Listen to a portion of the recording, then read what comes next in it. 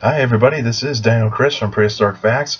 Sorry I wasn't been able to get this episode done on Monday. There's just too many distractions around here, so sorry about that. But we'll do Monday special episode right now, and also I'll do the answer questions episode tonight. So hopefully I can get some questions in tonight. So hopefully I can answer some of your good questions that I can actually do a really good video on. But anyway, this will be a special. This is a special episode for Monday, and for Prehistoric Facts Week. And since today is Tuesday, I'll actually still do the answering questions episode for Tuesday and for today. But anyway, let's get started for the special episode. We're actually going to talk about Mapusaurus. And Mapusaurus' size is actually 40 feet long, probably weighed between 3 to 6 tons, and it actually lived in South America, found in Argentina mainly, and in the environment around Mapusaurus was kind of some open areas, some forested areas. And of course there was no grass, and so it was pretty much kind of like a I don't know, probably like saying almost like places almost like in Chile and some parts of Africa, those kinds of places. But probably what we're actually gonna. But even though the time that Mapusaurus actually lived around was actually in the mid-Cretaceous period, around 100 to 90 million years ago, and the prey species that were actually around it was actually animals like Argentinosaurus, the giant sauropod, and a few iguanodontids, which are animals that are related to iguanodon, which has like a beak, kind of like a beak at the end of its snout, and is mainly a herbivore. But there's also carnivores that actually lived around it too. There's a few umbilisaurs that actually lived around it, and there's also an animal that was much bigger than Mapusaurus, and that is Giganotosaurus. And when we look at the anatomy of Mapusaurus, Mapusaurus has this long skull with blade-like teeth, which is designed for slicing meat, not to crush bone, and has a stout body, has powerful legs, and a good-looking tail. But its arms were not as strong as like the Allosaurs, which was just one of its closest which is one of the close relatives of Mapusaurus. But Mapusaurus is actually a Carcharodontosaur, which includes Giganotosaurus and Carcharodontosaurus and Acrocanthosaurus, and also the new dinosaur that was actually discovered in Utah, Siach. And so these dinosaurs are pretty much actually eat big herbivores. That's what their main food source is, and that's pretty much what they're actually going to be going after. And Mapusaurus would actually be attacking Argentina, probably like juvenile Argentinosaurus, and Giganotosaurus would actually be attacking like a little bit more bigger Argentinosaurus, probably say in between juvenile and subadult stage. And what we're actually going to see, and pretty much Mapusaurus doesn't really have to kill the Argentinosaurus to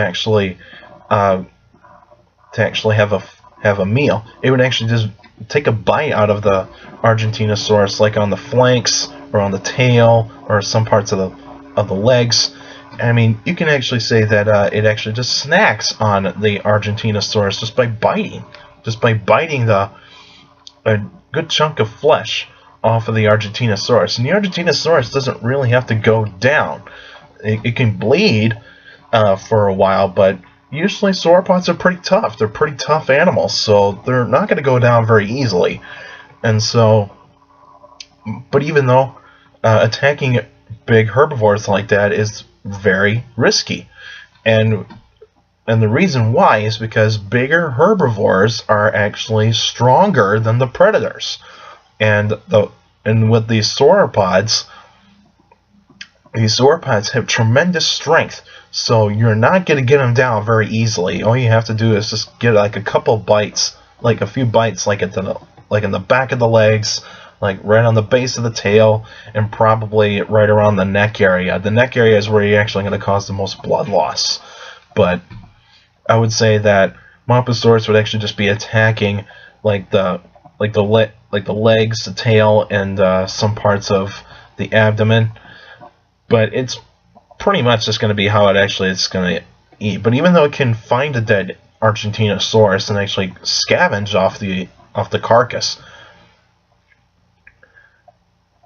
and since that Giganotosaurus is actually a big competitor for Mapusaurus would have actually taken out the juveniles instead of the adults, as the adults would have actually been too aggressive and too territorial on the adult Mapusaurus, because Giganotosaurus can reach in lengths of about 45 feet long and weighs more than Mapusaurus, pretty much like 7 to 8 tons, and also it actually would have bigger range and territory. So Mapusaurus would actually have smaller territory, probably be hunting in the forested areas, whereas Giganotosaurus would need open land to actually satisfy its size.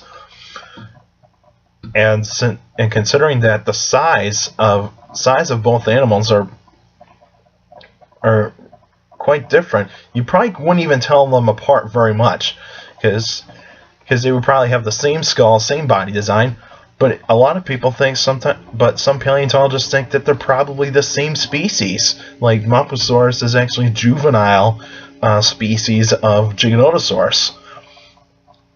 But also some people think that Giganotosaurus and Carcharodontosaurus are actually the same animal. But that's a speculation. I mean, we don't know what these animals are. They have similarities, but we don't know if they're actually the same species. I don't think they're the same species. I think they're just different genus of species. So they're Carcharodontosaurs, but very different of where they came from and where they lived. And also, what we're actually gonna, and also, Mapusaurus would have actually probably would have a better ability to actually attack the prey much more sophisticatedly than Giganotosaurus. Now, Mapusaurus, Giganotosaurus, Carcharodontosaurus, Acrocanthosaurus, Siach, their brain size is not very big at all. They have very small brains. But if you actually try to compare their brain size to, like, say, the Tyrannosaurs, or mainly the Tyrannosaurs have a much bigger brain, because they actually are able to they can actually use strategy to actually take down their prey, whereas the Carcharodontosaurs, they probably didn't need to do that very much, because they've probably been lone hunters, pretty much loners. But even though there's a discovery in Argentina back in 2005 where they actually found my best guess is 6 specimens of Mapusaurus found together in one site, suggesting that these dinosaurs actually lived in a family group. And probably they did hunt in a family group too, but it's still controversial, because pack hunting in carnivorous dinosaurs is still controversial, because majority of predators today are loners. But when you actually look at it more differently, the predators that actually have to go up against, they have to tackle herbivores that live in herds. They actually have to live in a family pack in order to actually take down the prey that actually live in herds, because that way it's a good strategy to break the defenses of the herd, and you can actually tackle the weakest member of that herd. And that's pretty much how it is going to be. The younger ones are more faster, so they would actually be chasing the prey towards the adults. They would actually have to separate the weakest members of the herd, and they would actually drive them towards the adults. And the adults would actually make the killing bite. And that's what you see in lions. The younger lions actually have to chase the prey towards the eldest of the pride, and they actually have to. And the eldest of the pride have a much stronger bite force, and that's how it actually comes down to.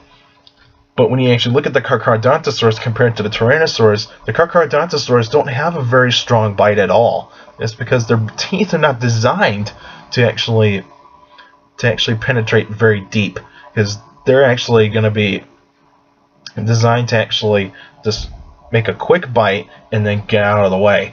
And that's pretty much how they're how their attacking styles would have been. But even though they're stronger than the Allosaurs, like Allosaurus, for example, Allosaurus would have actually have to make a quick bite, get away, and probably make another attack again. But whereas the Carcharodontosaurus, they're a little bit more sturdy, so that you can actually since they have a lot more muscle mass, they can actually probably take a blow, probably like a push from the abdomen of the sauropods, not like underneath, because if the Carcharodontosaurus was actually underneath the sauropod would have actually just crushed him. It would have just crushed him. But you get my point. If they got hit by the wiggling motion of the belly, then they would actually absorb the blow. But if it was hit from a tail, forget about it. They're pretty much, it's going to result in broken bones and that kind of stuff. But if they are actually just like directly underneath the sauropod would just use its front limbs just to use its massive weight to crush the predators. But as for the extinction of Mapusaurus, it's still a mystery. There's not a lot of rocks that actually date back, like past, they actually date further from 90 million years ago. From 90 million years, which is 90 to 80 million years. There's no rocks dating to that period in South America. So we don't really know what caused the extinction of Mapusaurus and some of the prey species, and even Giganotosaurus and those kinds of dinosaurs. But probably the biggest, or otherwise the most favored theory is climate change. Climate change can actually disrupt the ecosystem dramatically. It's like with small changes, some animals can adapt, but if it's a major change, the animals can adapt, and they would have to either move or die. And that's pretty much how it actually is. And so pretty much like new prey species came along, and Mapusaurus, since it was actually more attacking the bigger dinosaurs, it probably could not try to tackle some of the smaller dinosaurs that actually came after it, because during that time the planet was getting cooler, and what we saw is that there's snow actually happening in the poles, and so the polar regions were actually getting colder. And even though it was still warm in the Earth's history at that point, but it was getting cooler, and so the dinosaurs had to get smaller in order to adapt. And so that's pretty much how that actually happened. And then you actually have the newer predators in. The Obelissaurs actually succeeded the Carcharodontosaurus after the Carcharodontosaurus became extinct. So the Obelissaurs actually took over in the southern hemisphere, whereas the Tyrannosaurs actually took over in the northern hemisphere. And that's pretty much how it went. Alright, that's it for now. And now, since I'll be doing the answering questions episode tonight, I'll actually upload the answering questions episode tonight, so you guys can actually send in your questions by email, or otherwise post it at dinochris71@gmail.com, or otherwise you can actually post the questions on the Facebook fan page, Prehistoric Facts with Dino Chris. Find find the Facebook fan page, like it, and then you can actually post your questions there. You can still email me your questions. Just make sure you keep them short to the point, and I can actually answer them for you. And also, you can also follow me on Twitter at CSGRALL, at CSGRAL. That's how it's pronounced. You can look for my name on there too, which is Chris Grawl. You can actually follow me on Twitter, and because mainly I post some cool stuff on Twitter, and I also post some cool stuff on the Facebook fan page.